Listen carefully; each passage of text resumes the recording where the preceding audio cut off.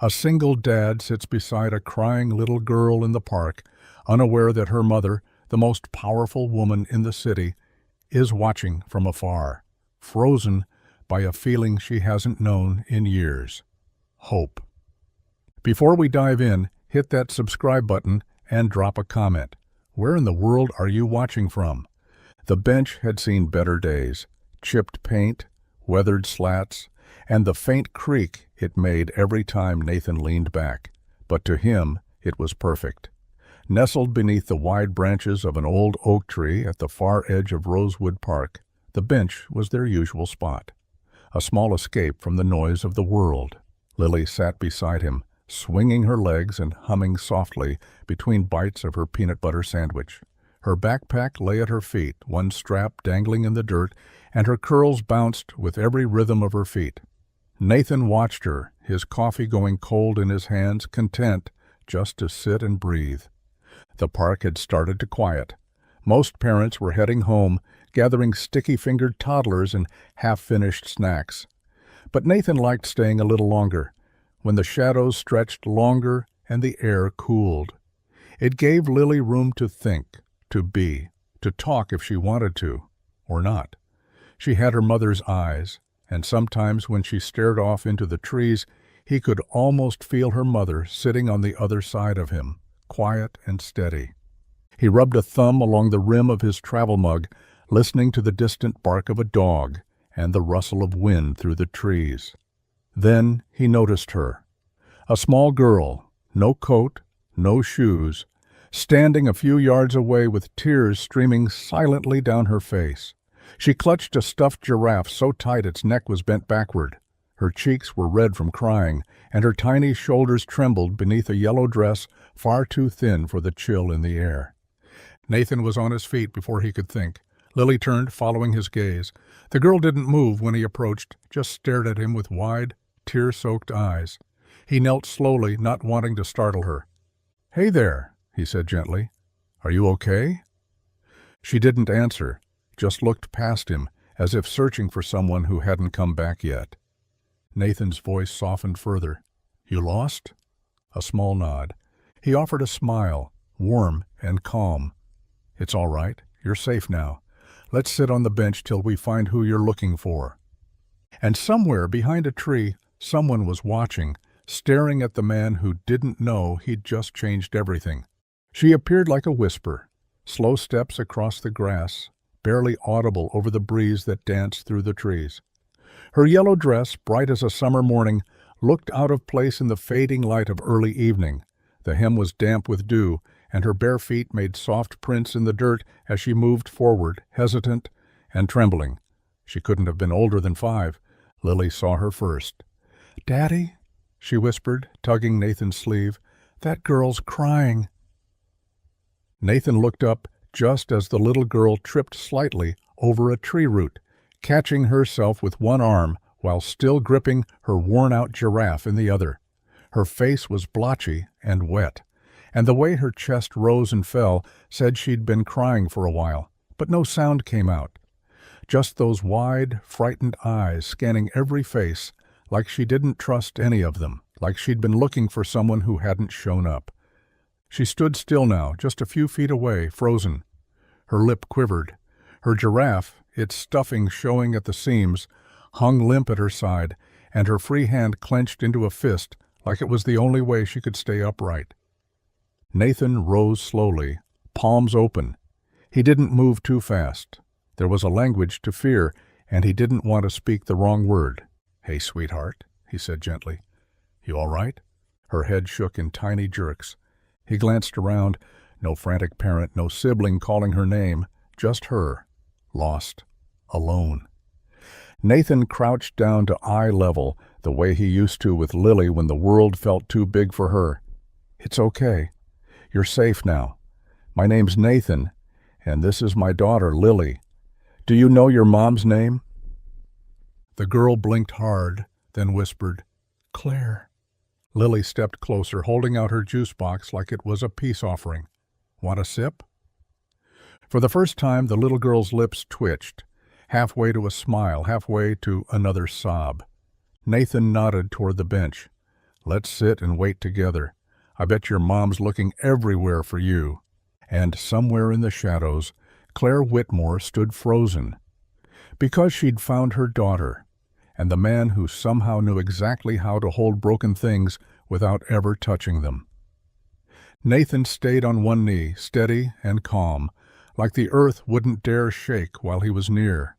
The little girl clutched her giraffe like a life raft, her small fingers white around the neck of the toy, as if letting go might make her disappear entirely.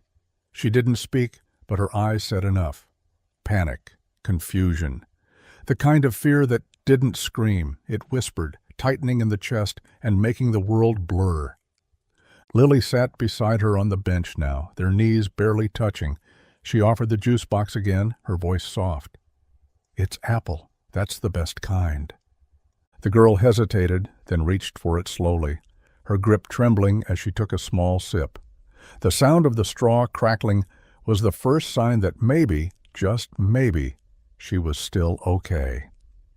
Nathan's eyes scanned the park, playgrounds thinning out, joggers passing by, but no one frantic, no one shouting a name. The sun had started to dip behind the trees, casting long, sleepy shadows. He hated that she'd been alone for even a moment. He turned back to her. "Your name's Sophie, right?" She nodded once, eyes wide. "Okay, Sophie, we're going to stay right here and wait for your mom, all right? You're not in trouble. You're just a little bit lost. Happens to the best of us." Sophie leaned her head on the back of the bench, giraffe tucked under one arm, juice in the other. Her breathing had slowed, the sobs quieting into little hiccups. Nathan reached into his jacket pocket and pulled out a small packet of tissues, handing it over without a word. She took one and wiped at her face, awkward and messy, but determined.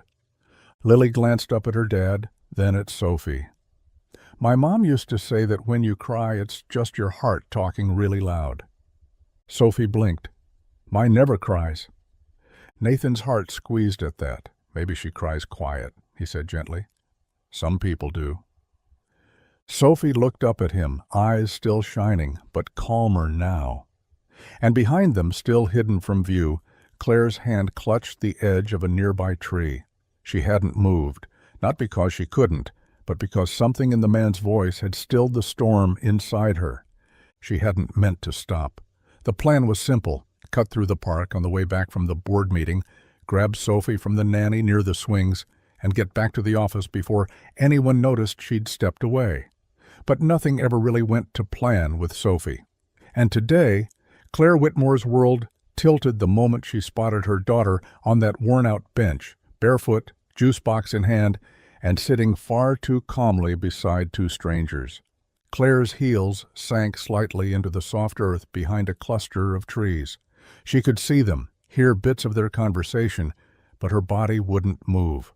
A mechanic's uniform, a grease-stained hand brushing a strand of hair behind his daughter's ear, a tone in his voice that made Sophie stop shaking. And Claire froze. She should have run forward, scooped Sophie up, explained, apologized. But something about the man, his patience, the way he spoke with warmth and steadiness instead of panic, made her pause. Sophie wasn't scared anymore. She wasn't lost. Not really. She was with someone who'd seen her pain and met it with gentleness. Claire gripped the bark of the tree beside her, her perfectly manicured nails pressing into the grooves. Her heart thudded against her ribs in a way she wasn't used to, not from fear, from recognition. Because in all her meetings, her interviews, her deals and dinners and fast-paced life, filled with rehearsed charm and guarded words, she couldn't remember the last time she'd heard someone speak like that. No pretense, no transaction, just human, just kind. The man crouched a little as Sophie whispered something.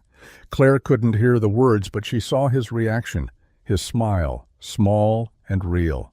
He reached out just enough to hand her another tissue, and that's when Claire's eyes filled. Not with tears she would let fall, but the kind that prick at the corners and remind a person what it feels like to long for something simple and impossible all at once. Her daughter was safe. But Claire suddenly wasn't sure she was. And as the man helped Sophie back onto the bench, Claire stepped back behind the tree, still unseen, still silent, yet somehow completely seen. Her heels clicked softly against the path now, the hesitation finally giving way to instinct. Claire stepped out from the shadows, her breath catching the moment her daughter's head turned toward her. Sophie's eyes lit up, and in that brief instant, Claire felt the fierce pulse of maternal relief surge through her chest. But beneath that was something quieter, older, a feeling she hadn't named in years. Sophie jumped from the bench, juice box still in hand, and ran the short distance into her mother's arms. Claire crouched low, arms wrapping tightly around her daughter, breathing her in like she'd been gone for days instead of minutes. She whispered softly, "You scared me, sweetheart," voice thick with emotion. "I couldn't find you," Sophie murmured into her coat. "I'm here now," Claire replied, smoothing her daughter's hair. "I'm right here." Only when she stood again did her eyes meet his. The man on the bench, the mechanic. His hands still resting on his knees, expression calm but alert, like he wasn't sure if she'd be grateful or furious. And next to him sat a girl, his daughter, Claire guessed, watching with quiet curiosity, her legs still swinging under the bench. Claire nodded at him. "Thank you," she said, her voice soft but clear. He gave a small nod back, almost dismissive in its humility. "Glad she's all right." But it wasn't just gratitude bubbling in Claire's chest. That would have been simple. Expected. No, what rattled her wasn't that he had helped Sophie. It was how he had done it. Gently, without panic, without assumption, without needing anything in return, and watching him sit there, worn boots planted on the ground, calm as sunlight, Claire felt a flicker of something that didn't belong to her world of elevator pitches and investor meetings. A longing. For moments that weren't scripted, for words that didn't have to impress, for the kind of man who saw a frightened child and offered comfort without calculation. She blinked once, steadying herself. "Really," she said again, quieter this time. "Thank you." He smiled once, barely, and reached for his daughter's backpack. "She's a brave kid," he said simply. "Takes after her mom, I guess." And just like that, the ache inside Claire pressed deeper, because it had been so long since anyone had said something kind, without needing to know who she was. Claire crouched once more beside Sophie, brushing a thumb over her damp cheek, eyes darting for any signs of lingering fear. But her daughter seemed calmer now, the trembling replaced by that quiet cling children give when their world has just barely righted itself. She held Claire's sleeve tightly, not wanting to let go. "I'm so sorry," Claire said, her voice low as she looked up at the man who had calmed the storm before she could even arrive. "She slipped away when I was on the phone. I thank you for staying with her." The man nodded, casual, like he'd done nothing unusual. "Wasn't a problem. She handled it better than most adults I know." That small, unassuming smile again. Claire felt her breath snag on it. There was no flicker of recognition in his eyes, no sign that he knew who she was or why her name might matter. She was just another mom who had lost track of her kid. "I'm Claire," she said, mostly out of habit, extending a hand that felt strangely out of place. He shook it, firm and warm. "Nathan, this is Lily." His daughter waved politely. Claire smiled back, trying not to linger too long in the softness of this moment, but her heart was thudding, too loud for comfort. Not from fear anymore, but something else.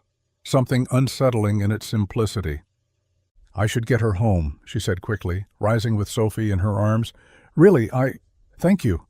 Both of you." "Any time," Nathan said. And he meant it. Not because he was trying to charm her, just because it was true. Claire turned to leave, her heels crunching faintly on the gravel. Sophie rested her head on her mother's shoulder, clutching her giraffe again, already quieter than before. Claire didn't look back, though every part of her wanted to. Something inside her twisted, something unfamiliar and sharp. By the time she reached the car, her hands trembled slightly as she buckled Sophie in. She wasn't just rattled from the scare, it was the man, the park. The way, for a few strange moments, her life had felt nothing like a fortress, and everything like something real. Claire had always treasured the quiet moments before bedtime. They were rare in her world, soft, slow minutes when the city noise fell away and Sophie's tiny world became the only thing that mattered. But tonight, quiet didn't come, not even close. Sophie lay tangled in her bedsheets, giraffe tucked beneath her chin, eyes wide with leftover excitement. Her voice bubbled with energy, her words tumbling over one another like they couldn't get out fast enough. Mr. Nathan had this voice, Mommy. It was warm. Not loud warm, but like hot cocoa warm. And his daughter, Lily, she gave me her juice box, and her hair had a pink ribbon, but not shiny pink, soft pink, like cotton candy, but prettier. Claire sat on the edge of the bed, brushing strands of hair off Sophie's forehead, trying to keep up. She said I could come to the park again. Do you think I can? Can we go tomorrow? And maybe I'll bring her a juice box too, so we can both have one. That's fair, right? Claire smiled, her heart doing strange things again. That's very fair, sweetheart. And Mr. Nathan? Sophie went on, kicking the blanket off her legs. He said I was brave. Like really brave. Do you think I was brave? You were incredibly brave, Claire said softly, kissing her daughter's temple. Sophie paused, blinking up at the ceiling. I liked the way he talked to me, not like I was little, just like I was me. Claire swallowed, something tight blooming in her chest. It wasn't jealousy, not quite. It was something more complicated, a mix of gratitude and aching. Because in a single hour, this stranger had shown her daughter something real, and it made Claire painfully aware of how many moments she'd missed, how many minutes she'd handed off to nannies, security staff, and scheduled activities. Do you think we'll see them again? Sophie asked, yawning, but fighting sleep. Claire tucked the blanket around her shoulders. Maybe, she said, her voice gentler than she meant it to be. Maybe we will. But as she turned off the lamp and slipped out the door, her own mind echoed Sophie's chatter, Mr. Nathan, and Lily, and a man who fixed more than engines, without even realizing it. Claire's penthouse was silent, the kind of stillness that usually soothed her after long days of boardrooms and flashbulbs. But tonight, the silence was too loud. The city lights outside her window blinked like reminders of everything she was supposed to be focusing on. Quarterly reports, merger logistics, the breakfast meeting at 8 a.m. Yet her fingers hovered above the keyboard, frozen. She didn't know why she was doing this. Curiosity, maybe. Guilt, possibly. But if she was honest with herself, and she rarely allowed that luxury, it was something deeper. A thread she couldn't stop pulling. Nathan. She typed his name slowly. Nathan Hayes. Rosewood. No middle initial, no credentials, just a name and a memory of a calm voice that wrapped around her like warmth in the cold. The search results were simple. A listing for a modest auto shop on the edge of town, a blurry photo of a building with a hand-painted sign, Hayes Auto Repair, no website, no company bio, just a phone number, no Instagram, no LinkedIn, no digital breadcrumbs leading to polished self-promotion, and somehow that made him feel even more real. She leaned back in her chair, staring at the screen. Claire Whitmore had spent the last decade navigating rooms full of polished men with firm handshakes and paper-thin authenticity. Nathan was the opposite. He hadn't cared who she was. He hadn't asked what she did. He saw a lost child, and he helped. Not for recognition, not for favor, just because it was the decent thing to do. His voice played in her head again, low, steady, kind, the way he'd knelt to Sophie's level, never once patronizing her. The way he said, "You're safe now," and made it sound like a promise no one would dare break. Claire closed her laptop, unsure what she was chasing, or why it mattered so much.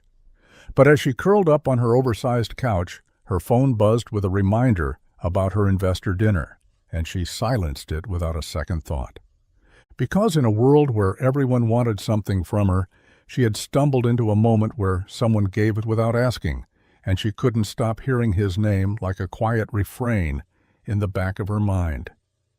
Nathan Hayes, a man who didn't live online, a man she couldn't forget. Claire told herself it was for Sophie. That was the line she repeated as she canceled her afternoon meeting and slipped into jeans instead of slacks, a soft sweater instead of silk. No driver today, no pressed assistant following close behind. Just her, a tote bag with snacks, and a hope she wasn't quite ready to name. Sophie had asked about the park 3 times before breakfast, twice more after lunch, and every time Claire gave the same answer, "We'll see." But by mid-afternoon, something inside her whispered, "Go," and not just for her daughter. They walked together hand in hand, Sophie bouncing with barely contained excitement, Giraffe clutched under one arm. Claire's steps were slower, measured, almost cautious. She wasn't used to this kind of vulnerability, not the emotional kind. Not the kind that makes you return to the same bench and scan the trees pretending you're not looking for someone. The park was calmer today. Fewer families. A breeze rustled the leaves overhead, sending soft, dappled sunlight dancing across the grass. Sophie tugged at her mother's hand. "Maybe they're here. Maybe Lily brought a juice box for me this time." Claire smiled faintly. Maybe. She wasn't sure what she expected. Maybe Nathan wouldn't be there. Maybe he would. Maybe it didn't matter. But she found herself looking for the familiar dark jacket, the little girl with the pink ribbon, the sound of a calm voice that didn't echo with power or performance. Then there, near the edge of the playground, Nathan sat beneath the same tree, his arm draped casually across the back of the bench, a book resting on his knee. Lily was lying in the grass nearby, building something with sticks and acorns. Claire felt her pulse pick up, not from nerves, from recognition, from the odd sense that part of her day had finally snapped into place. Sophie broke into a run, and Claire followed behind at a slower pace. Nathan looked up, spotted her, and smiled. Not surprised, not eager, just warm, like he'd somehow known she might come back, like he'd been hoping for it too. Claire hadn't expected anything. A hello, maybe? A polite nod, the kind of casual acknowledgement that 2 strangers turned acquaintances might share after one unforgettable moment. But when she reached the bench, Sophie already chattering away to Lily, Nathan stood and gestured toward a folded flannel blanket spread out under the tree's shade.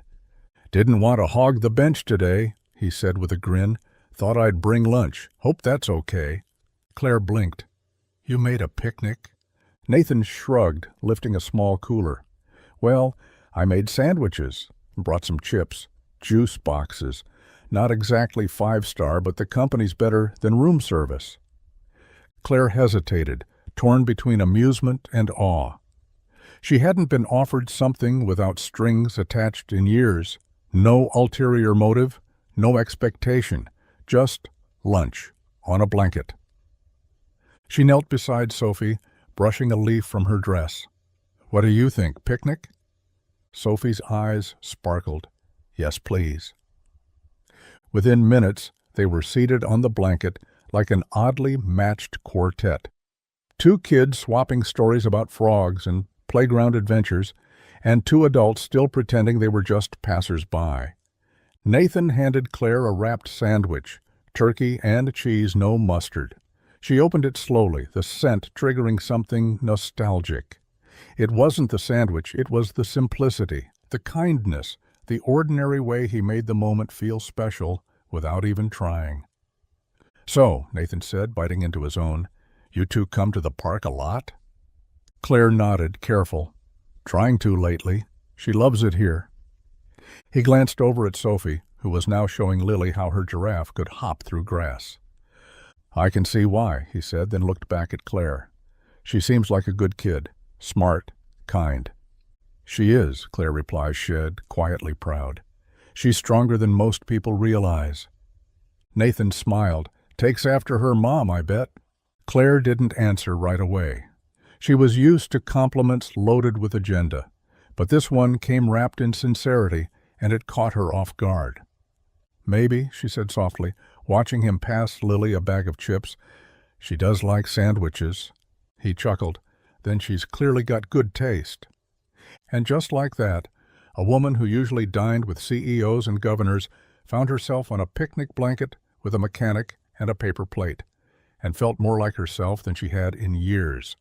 She should have said her full name, should have introduced herself properly, like she always did, with the poise, the practiced smile, the polished tone that turned heads in conference rooms and made her a force in any room she entered. But when Nathan asked casually between bites of his sandwich, "So what do you do, Sophie's mom?" Claire looked up, met his eyes, and said simply, "Mostly just that. I'm Sophie's mom." It slipped out so naturally she almost believed it herself. Nathan didn't blink. He nodded like that was all he needed to know. "Important job," he said, taking another bite. "Probably the most important one there is." Claire smiled, but it didn't quite reach her eyes. She knew what she was doing. She knew the weight behind her silence. Nathan didn't know he was sitting across from Claire Whitmore, billionaire, CEO, tech magnate, frequent target of gossip columns and power rankings. He didn't know about the buildings that bore her name or the deals she negotiated over cocktails in cities he'd probably never been to. And she didn't want him to, because in this moment, under a tree with wind brushing through her hair and the sound of Sophie laughing beside her, Claire wasn't that woman. She was just a mom who forgot how good peanut butter sandwiches could taste when made by someone who didn't expect a return on investment. Lily passed out napkins while Sophie offered Nathan a bite of her fruit snacks. It was disarmingly domestic, 2 kids sharing, 2 adults orbiting them, quietly folding into a rhythm that felt safe, honest. Claire leaned back on her elbows, letting the sun warm her face. She used to hate the sun. It made her squint and press photos. But today, it just felt good, grounding. Nathan glanced over at her again, something thoughtful behind his eyes. "You're good with her. Some parents, you can tell when they're too busy, not you." Claire's throat tightened. She gave a small nod, not trusting her voice. He didn't press, didn't dig, didn't ask where she lived, what she drove, or what she earned. He just smiled and said, "It's nice to meet you, Sophie's mom." And for reasons she didn't fully understand, Claire wanted to stay that version of herself a little longer. It started as coincidence. Once, then twice. Then it stopped feeling like chance at all.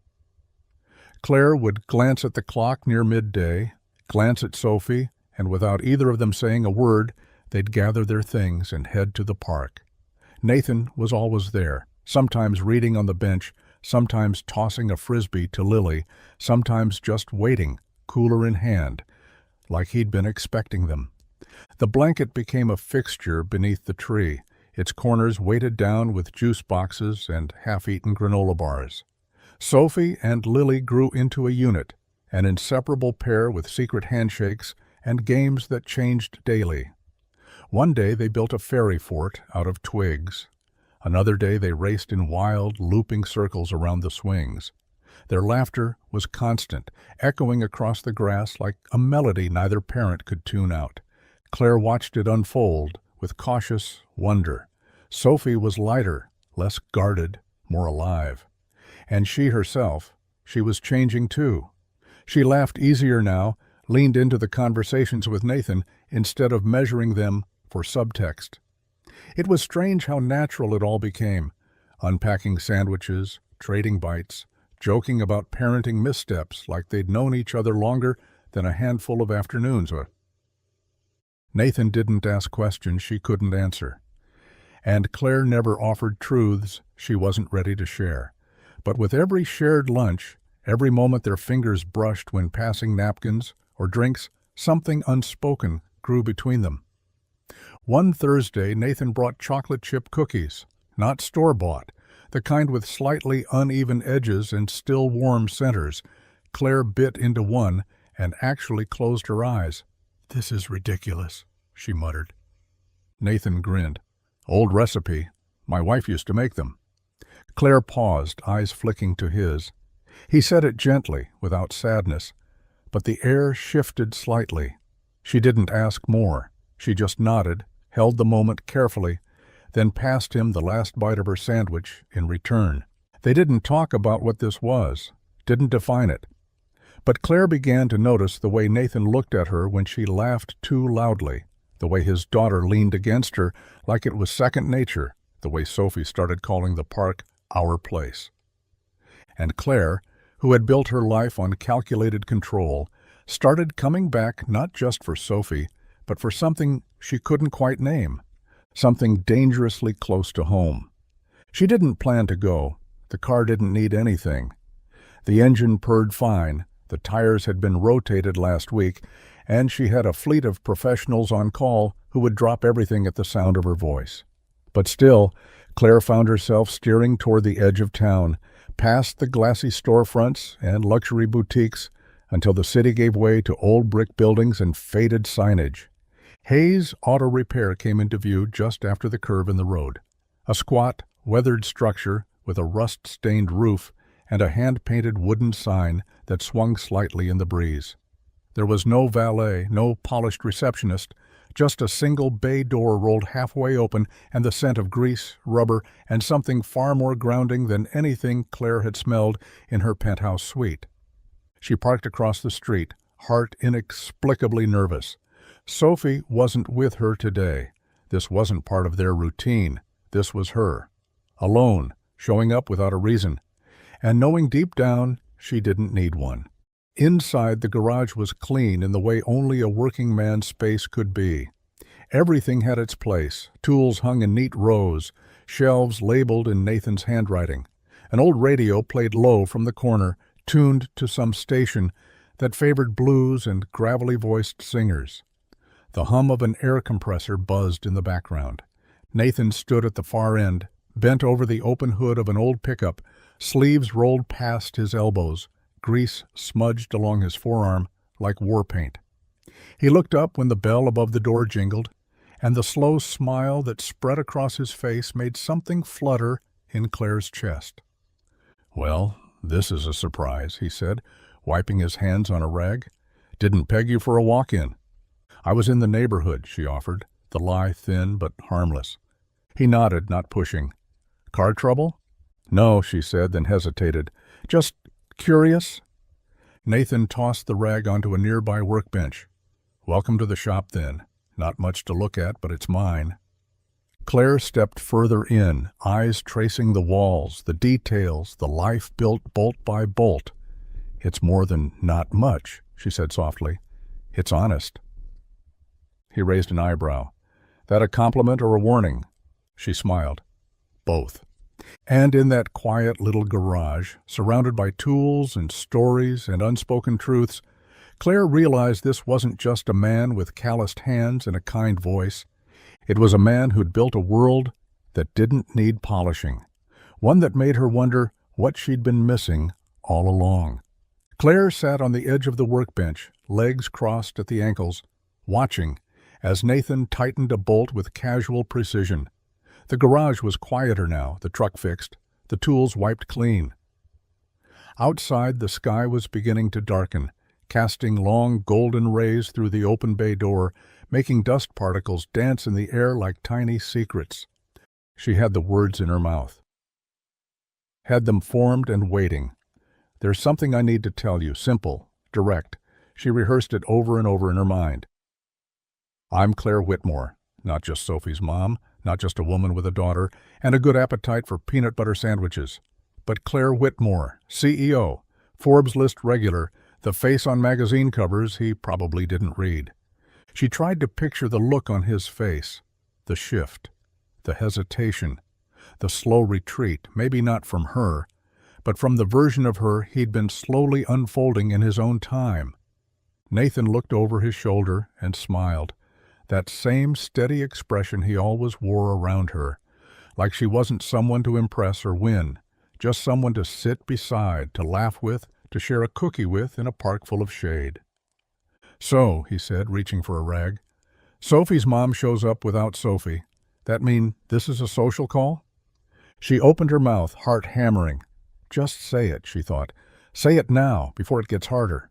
But instead she shrugged, her smile betraying her nerves. "Maybe I was just checking up on my favorite mechanic." He laughed, the sound low and soft, and that warmth, so unassuming, so real, settled around her like a comfort she hadn't known she was missing.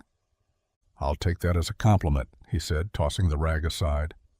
Claire nodded slowly, folding her arms to keep her hands from shaking. The truth was there, pressing at the back of her throat, but every time she looked into his eyes, it softened, not out of shame, out of fear that this thing between them, this slow, fragile bloom, might wilt under the weight of the name she carried. So she said nothing. And for the first time in years, silence didn't feel like control. It felt like hope. The stars were just starting to appear, faint freckles against a deepening sky, when Claire pulled into the gravel lot outside the garage. She wasn't dressed for the chill. Ankle boots, tailored coat, scarf that looked more decorative than practical, but she held the takeout bags like a peace offering. Inside, the scent of garlic and soy wafted upward, Sophie's favorite dumplings, but tonight they weren't for Sophie. Nathan looked up from under the truck, the hum of his socket wrench pausing as he slid out and wiped his hands. He blinked once at the sight of her, then smiled like it wasn't a surprise at all. "Dinner delivery?" She held up the bag.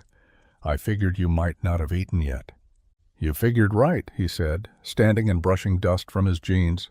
"What's the catch?" "No catch," she replied, already knowing how strange it must seem.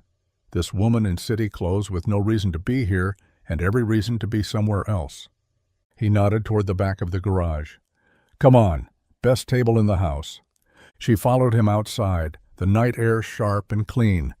Behind the building sat an old pickup with a flat bed dusted in sawdust and the faint scent of pine.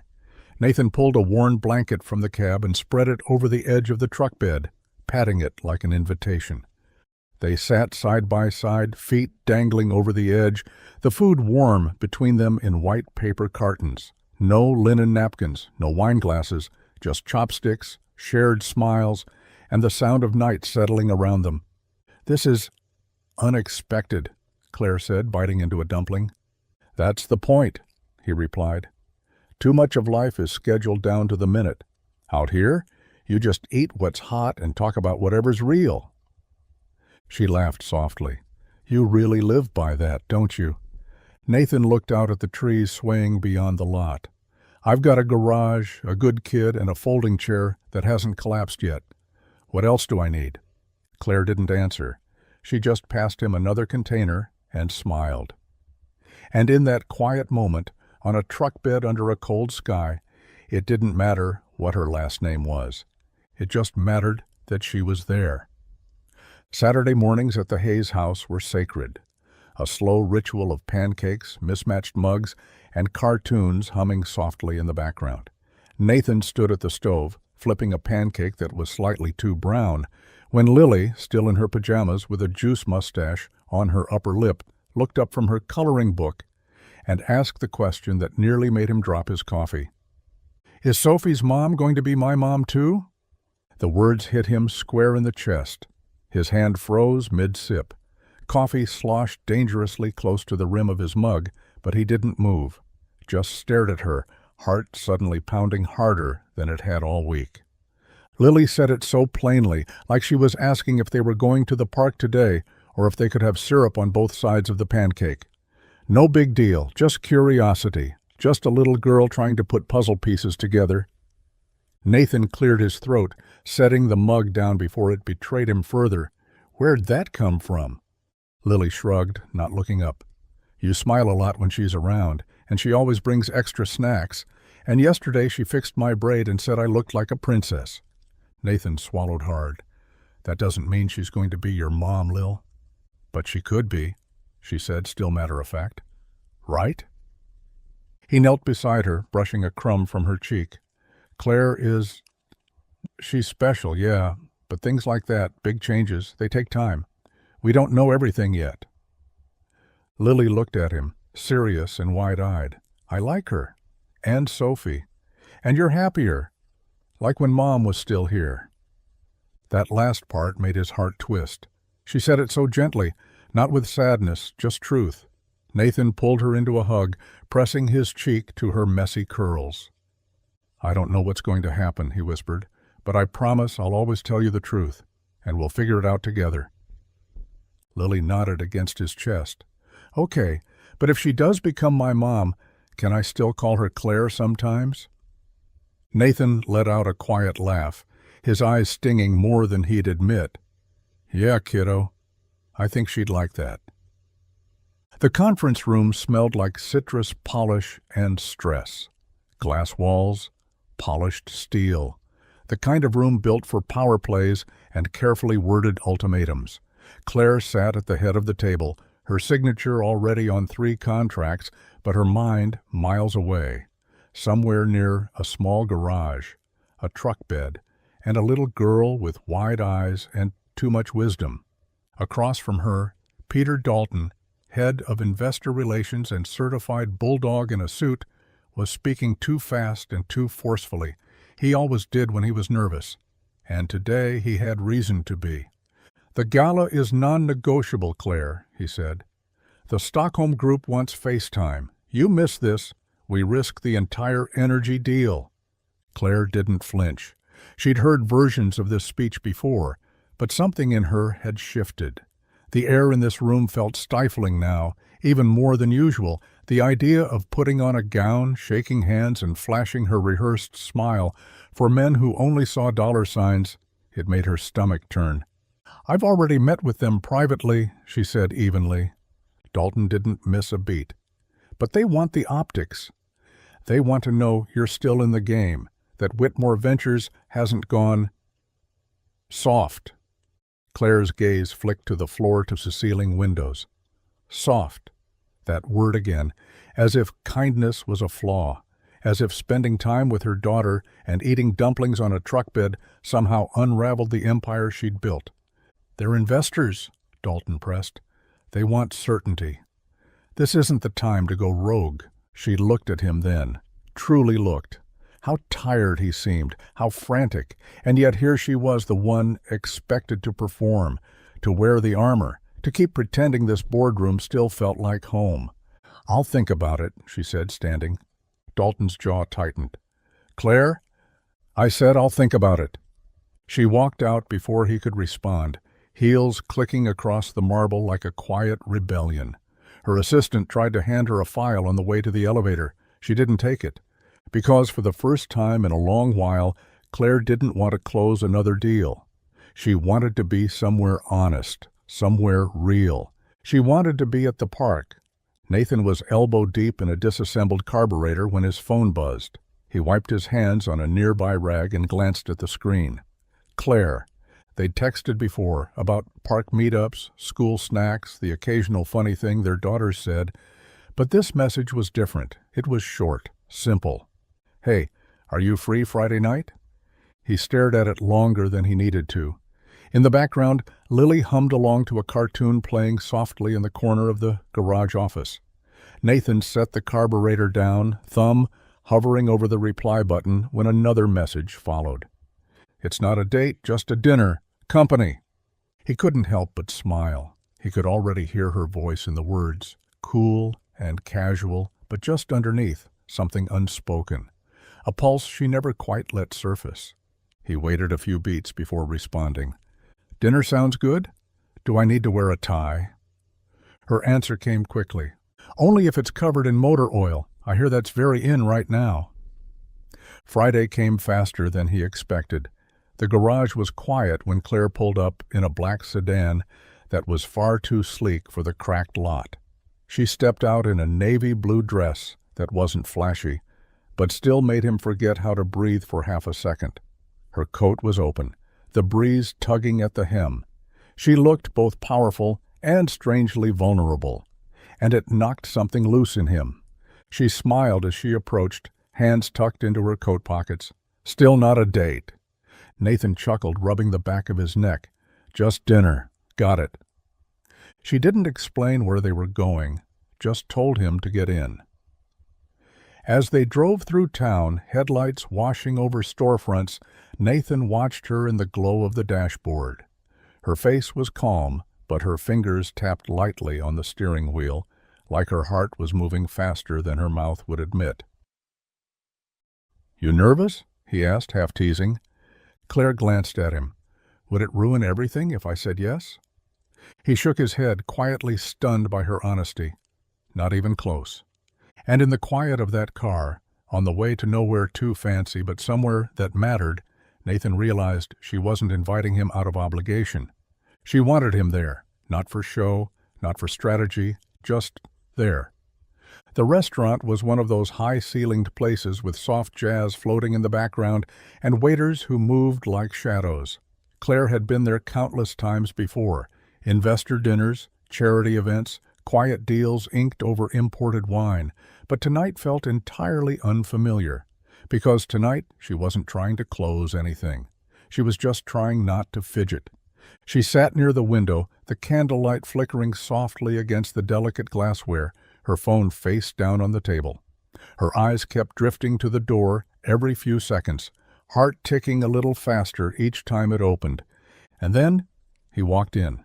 Nathan Hayes in a suit was something she hadn't quite prepared for. It didn't fit perfectly, just slightly loose in the shoulders, the tie knotted a bit too high. But he wore it like he wore everything, without pretense. His hair was combed back awkwardly, like he'd wrestled with it in the car mirror, and his nervous smile was painfully, wonderfully sincere. Claire felt herself exhale, and then, before she could stop it, smile. Nathan scanned the room and spotted her. For a moment he paused like he wasn't quite sure he belonged in a place with gold trim on the menus and a chandelier dripping above him. But then she waved, small, quick, and that seemed to be enough. He crossed the room, hands brushing the sides of his jacket like he wasn't sure what to do with them. "Hey," he said, standing beside the table. Claire stood to greet him. "You clean up well." He chuckled, tugging at his collar. "Borrowed it from my neighbor, said it was for a wedding, didn't tell him it was dinner with a mysterious woman who shows up at his garage with dumplings." Claire laughed, genuinely. "Well, for the record, you're pulling it off." He slid into the seat across from her, eyes flicking over the candles, the silverware, the people around them dressed like they walked out of magazines. This place. Fancy. She leaned forward, her tone low and teasing. "Still not a date." He raised an eyebrow. "Sure doesn't feel like just dinner." And when their eyes met across the flicker of the candlelight, something warm and dangerous passed between them. Like maybe, just maybe, they'd both stopped pretending. The gala was a symphony of crystal and ambition. Champagne flutes chimed like distant bells. Designer gowns shimmered under soft chandeliers, and every conversation hummed with subtle power. Claire had been to hundreds of nights like this, nights where smiles masked strategy and every glance came with a price tag. But tonight was different. Tonight she arrived with Nathan. He didn't say much as they walked in, but Claire could feel his hesitation. His eyes scanned the room, taking in the art, the suits, the curated elegance. He didn't fidget, didn't shrink, but he stood just slightly off-center, like he was still deciding whether to stay. Claire touched his arm gently. "You okay?" He looked down at her, his voice low. "You sure you want me here?" She didn't hesitate. "Yes." They made their way through the room slowly, Claire nodding to board members and investors, all of whom looked at Nathan with thin curiosity, curious not about him, but about his proximity to her. He wasn't a face they recognized, and that alone made him dangerous. Near the center of the room, a portly man in a three-piece suit stepped forward. "Claire," he said with a smile that didn't quite reach his eyes, "didn't expect to see you here with company." She returned the smile with one of her own, controlled, effortless. "This is Nathan," she said clearly. "A friend." The word landed softer than the clink of glass, but it echoed in Nathan's ears. Not mechanic, not date, not anything more or less, just friend. The man gave Nathan a half nod. "Pleasure." Nathan offered his hand with quiet confidence. "Likewise." They moved on, but whispers trailed behind them. "Claire's type? She's never brought anyone before." "Where's he from? He doesn't look—" Nathan caught the murmurs. Claire did too, but she didn't flinch. She leaned in, whispering with a smirk, "You're causing a stir." He raised an eyebrow. "For standing here?" She smiled, looping her arm through his. "Exactly." And in that room of tailored reputations and glittering masks, Claire felt something she hadn't felt in years, pride that had nothing to do with power.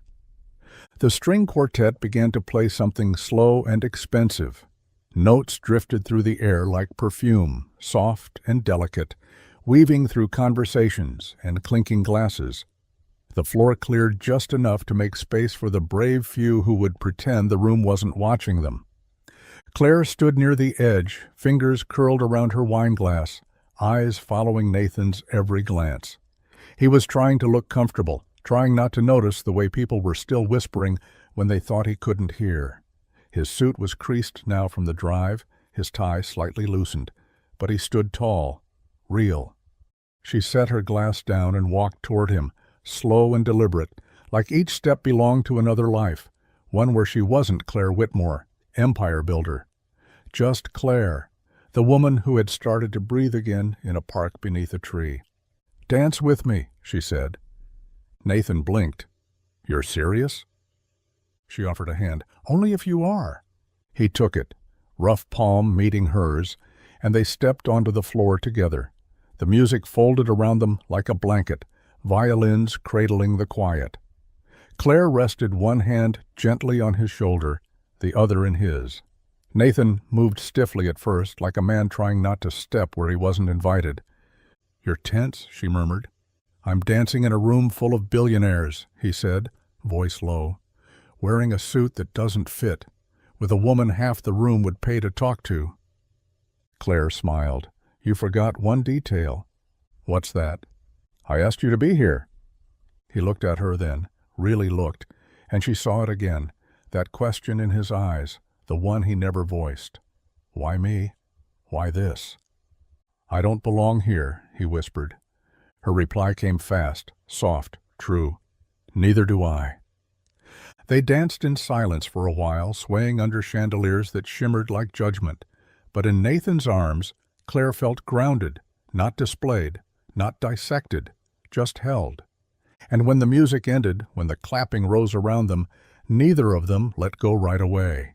The air outside was cold and crisp, a relief after the velvet heat of the ballroom.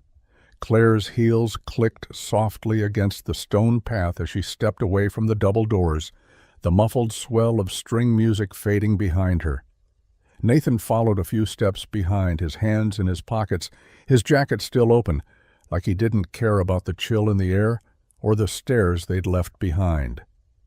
They stopped near the edge of the parking terrace, just beneath an old oak tree whose branches reached wide and tired into the night sky. Most of its leaves were gone now, clinging desperately to the end of fall. The bark was cracked, the roots curling up through the bricks.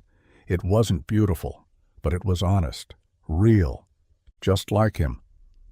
Claire turned, arms folded loosely, the moonlight catching on the silver clasp of her coat. "You handled that room better than I thought you would." Nathan smiled. "I fix trucks, Claire. I've worked with men who'll scream at you for overcharging them $5. That ballroom? Just quieter wolves." She laughed, the sound rolling out before she could stop it. Her eyes met his, and for a moment, neither looked away. "Thank you," she said softly. "For what?" "For being exactly who you are, even in there." Nathan took a small step closer, slow and unassuming. His eyes searched hers, not for permission, but for truth. "I wasn't trying to be anything else."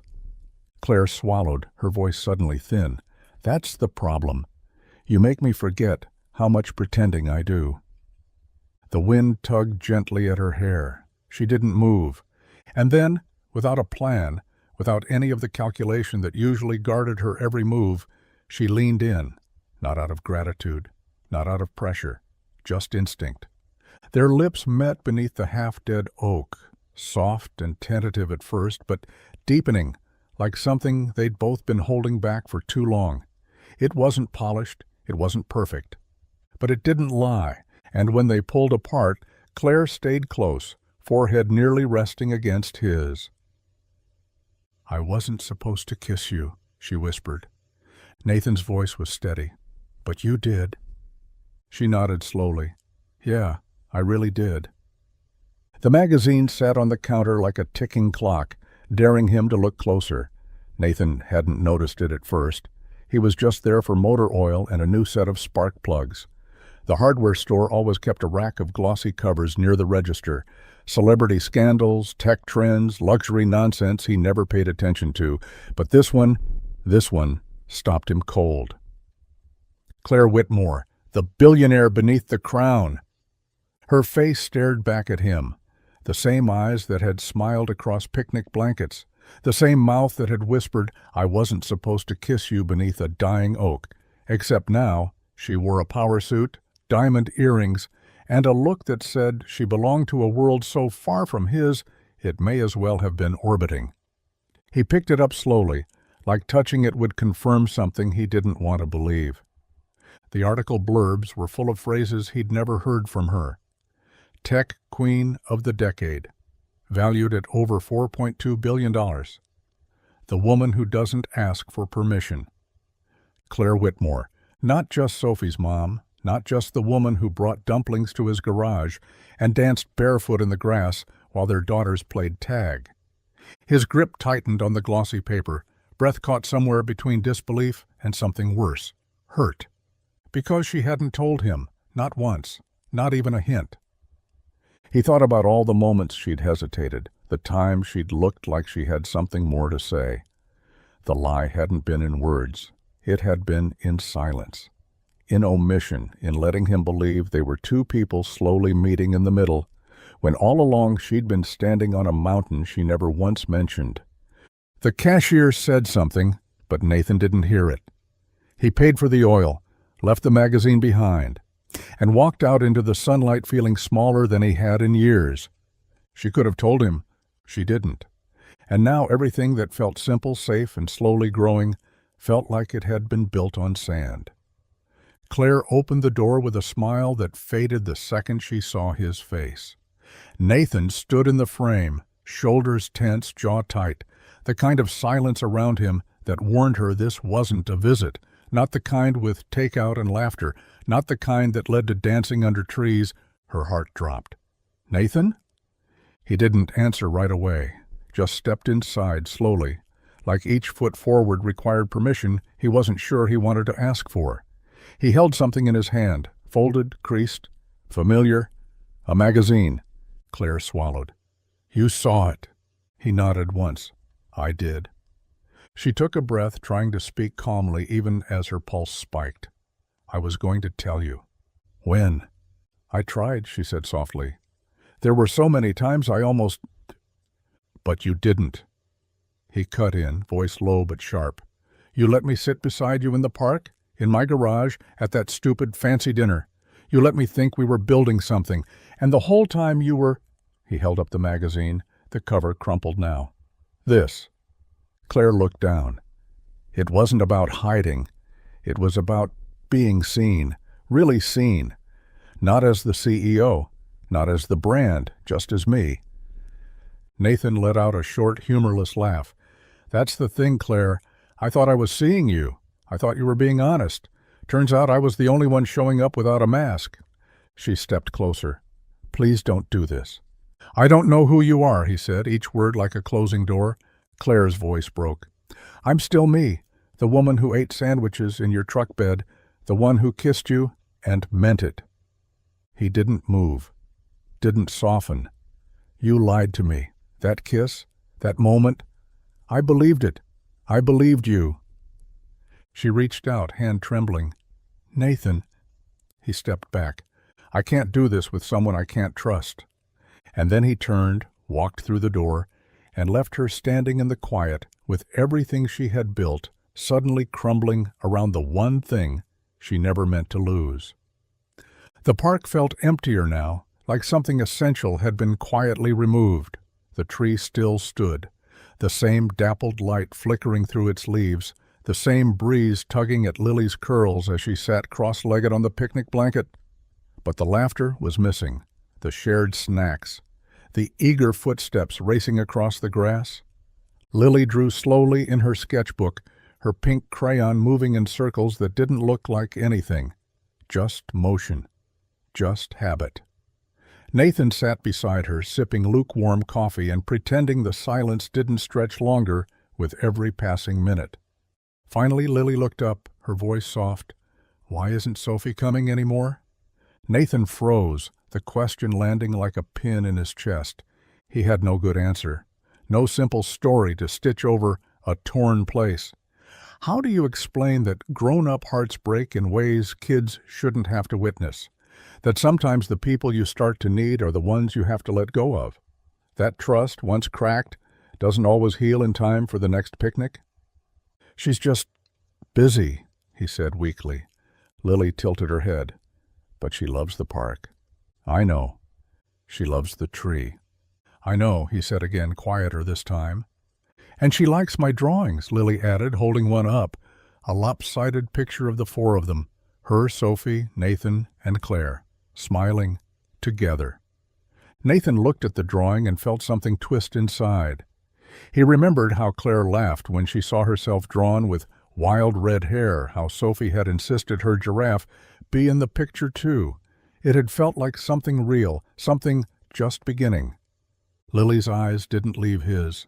"Did I do something wrong?" Nathan's throat tightened. "No, sweetheart, you didn't do anything wrong." She nodded slowly, but the way her shoulders slumped said she didn't quite believe him.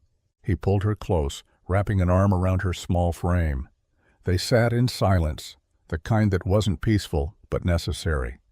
And as the sun filtered through the branches, Nathan stared at the empty space across the grass, wishing he knew how to explain the kind of goodbye that never really felt finished. The hiss came first, a sharp, angry sound that cut through the classical music playing low in the car. Then the thump, thump, thump of a deflating tire grinding against asphalt. Claire Whitmore pulled her sleek black coupe to the shoulder, sighing as the dashboard lit up like a Christmas tree. Of course. Of all the days. She stepped out onto the gravel shoulder, wind tugging at her coat, the sun just beginning to dip below the horizon. Her heels sank slightly into the loose dirt as she crouched beside the front passenger side, flat as a board.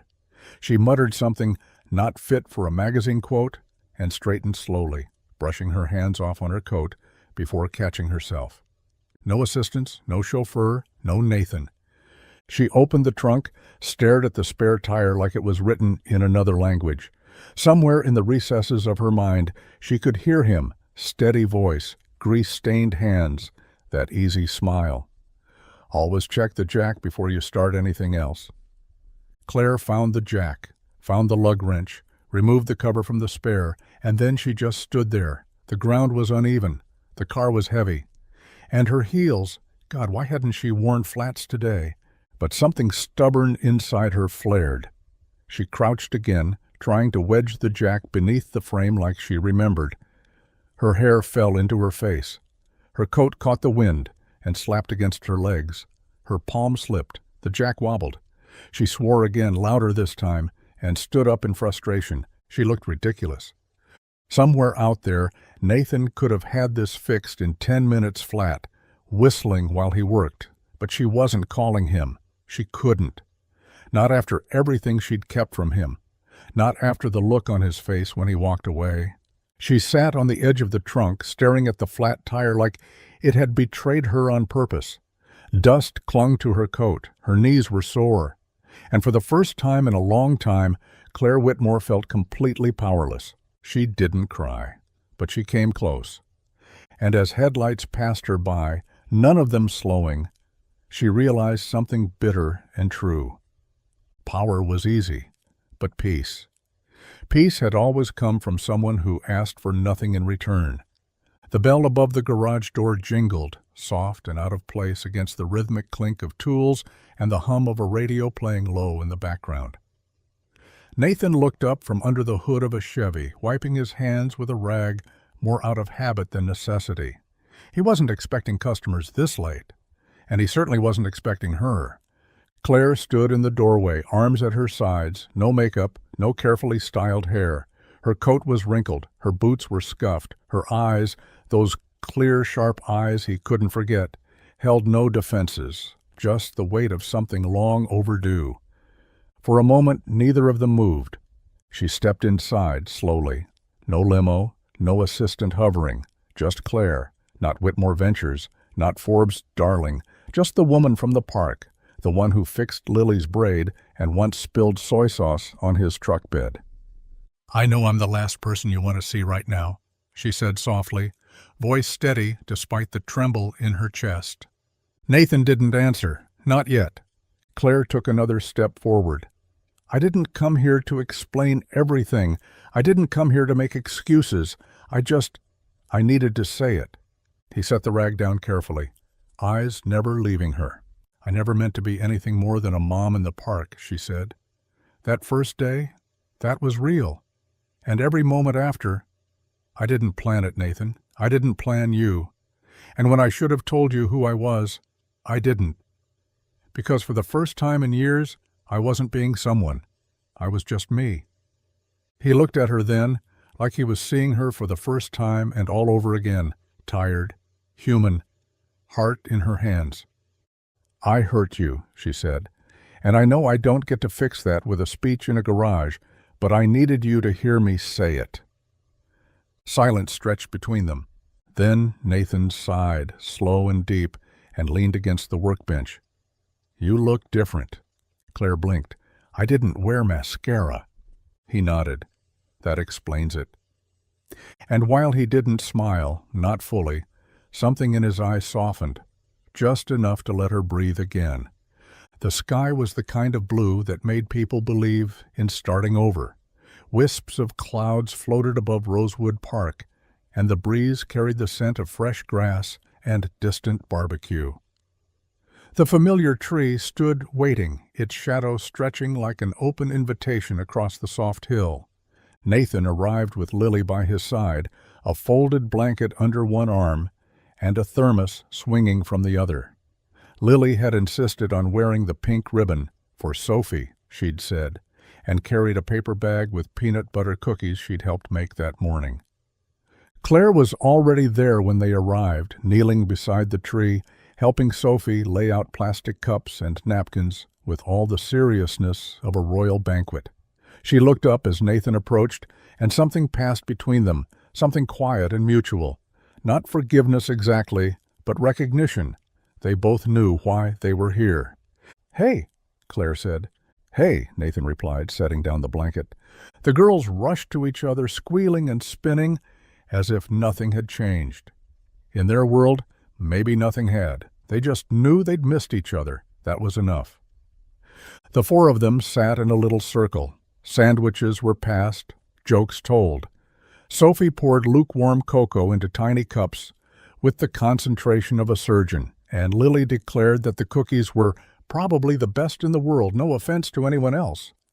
Claire pulled out a small photo from her bag, a snapshot Lily had drawn months ago, the one of all four of them under this very tree.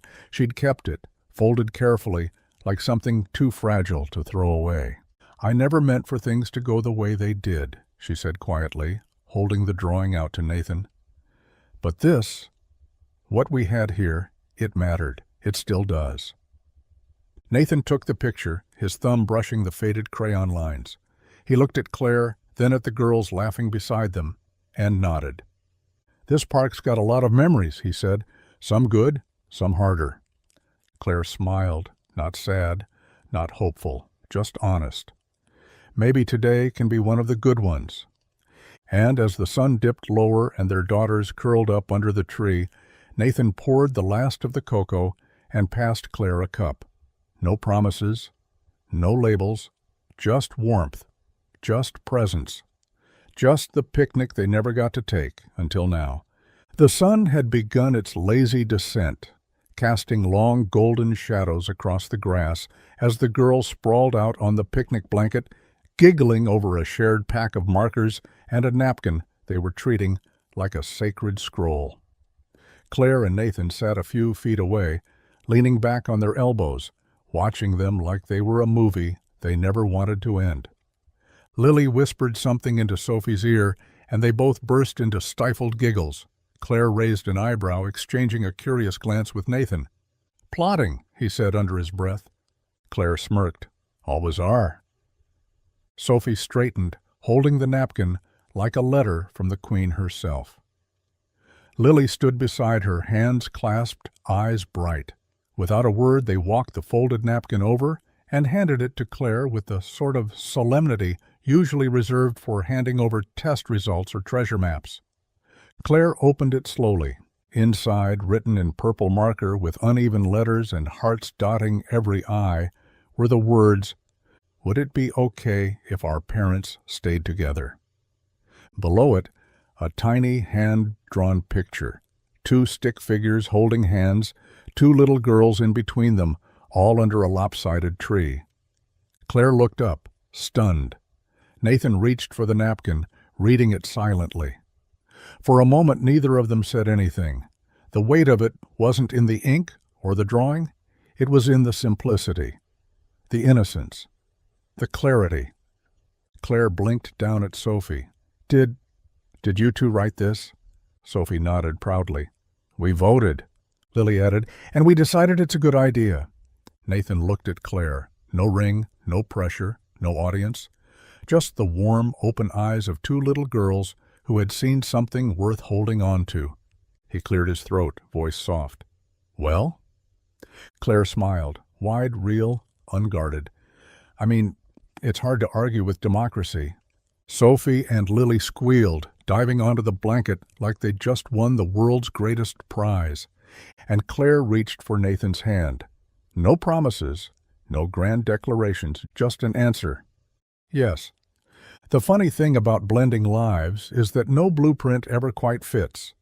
Claire's mansion sat like a sculpture at the edge of the city. Polished marble floors, glass walls, art pieces worth more than Nathan's entire garage. Nathan's world, by contrast, was oil-stained concrete, shelves of old coffee cans filled with bolts, and the steady rhythm of engines coming back to life. Neither place felt quite right for both of them. At first they tried splitting weekends, Lily and Sophie bouncing between Claire's open halls and Nathan's creaky stairs. It worked, kind of, but Claire felt like a guest in his world, unsure where to put her heels. And Nathan, while gracious, never quite knew what to do with her wine fridge. One morning, Claire stood in the kitchen of her home, barefoot, and holding a cup of black coffee she didn't want to drink, while Sophie sat at the counter, coloring. Nathan had stayed the night on the couch, his shoulders visibly stiff when he came in to say good morning. She looked at him, looked at Sophie, and then said it. "This isn't working." He raised an eyebrow. "The coffee?" "No, this." She gestured around. "You, me, the two-house thing. It feels like we're all still packing a bag every time we want to feel at home." He nodded slowly. "So what do we do?" Claire thought for a moment, then smiled. "We build." It wasn't grand. It wasn't in the city or tucked behind a garage. It was a small house on the edge of town, tucked near a meadow, where the girls could chase butterflies and pretend trees were castles. A fixer-upper, Nathan called it. A blank canvas, Claire said. They painted the walls together, argued over tile, installed a swing in the backyard before the couch ever arrived. The garage stayed open. The mansion stayed hers, technically, but this was theirs. 2 girls shared a room painted in soft blue with glow-in-the-dark stars. Claire's heels lined up beside Nathan's work boots by the door. The kitchen smelled like cookies and engine grease, and love didn't need to fit in either of their old lives, so they made a new one, right in between. It started with a text from the school secretary, then a phone call from the PTA president. Then the bakery down the street asked if they could post something heartwarming on their website. Nathan had no idea what anyone was talking about until Lily marched into the kitchen holding a crumpled copy of the Rosewood Gazette, waving it like it was a golden ticket. "Daddy, you're famous." He blinked. "Come again?" She dropped the paper on the table, her finger landing on the bold headline, printed just beneath a slightly grainy photo of him crouched beside Sophie under the old oak tree. Single dad comforts lost girl. Her mom was a billionaire. Nathan stared at the words, heart thudding. Claire appeared in the doorway, still pulling her hair into a bun. What's going on? He held up the paper without a word. She froze mid-step. Oh, no. Turns out a local reporter walking her dog had snapped a photo weeks ago, the day Claire found Sophie in the park, and Nathan had wrapped calm around a child like it was second nature. The story was picked up by a human interest blog, then shared on a parenting forum, and suddenly, there they were, a single dad, a lost girl, and a twist that felt too fairy tale to be real. The article painted Nathan as a local hero, called Claire reclusive but compassionate. It praised the humble kindness of a mechanic and marveled that someone who could afford anything chose trust instead. By noon, it had gone viral. News vans showed up, emails poured in, requests for interviews, offers for talk shows. A national magazine wanted to do a spread titled Love Park Benches and Second Chances. Nathan stood in the garage doorway staring at his phone, scrolling through messages he didn't know how to answer. Claire stepped beside him, arms crossed, unreadable. This is something. He exhaled, glancing at her. You okay with it? She smiled softly. I've been in headlines before, but this is the first time the story actually feels true. And Nathan, he didn't care about the attention, not really. He just cared that the world had finally seen what he saw all along. Her, them. Something real.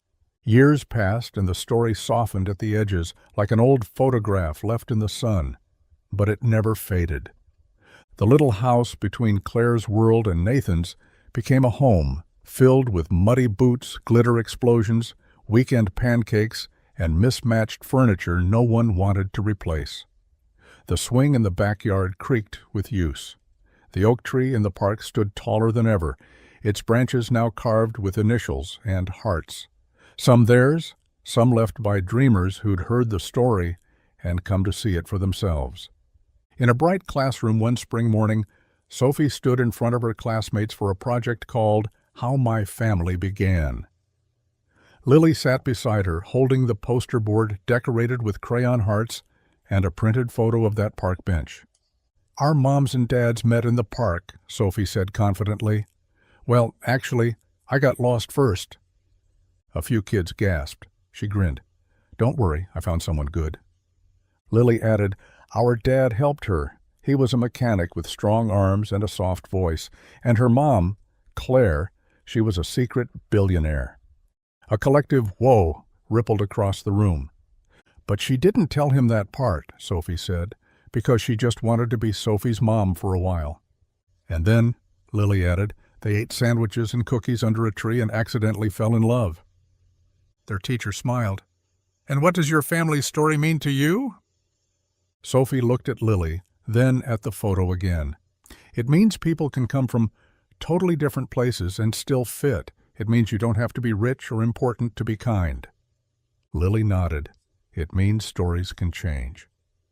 That day, two girls told a room full of future dreamers about a mechanic and a billionaire, a lost giraffe and a peanut butter sandwich, a kiss under a tired old oak tree, and a life built not on status or wealth, but on quiet moments, honest words, and second chances. And long after the bell rang, their story lingered, whispered across playgrounds and dinner tables, as proof that love, truth, and a little kindness really could rewrite any ending.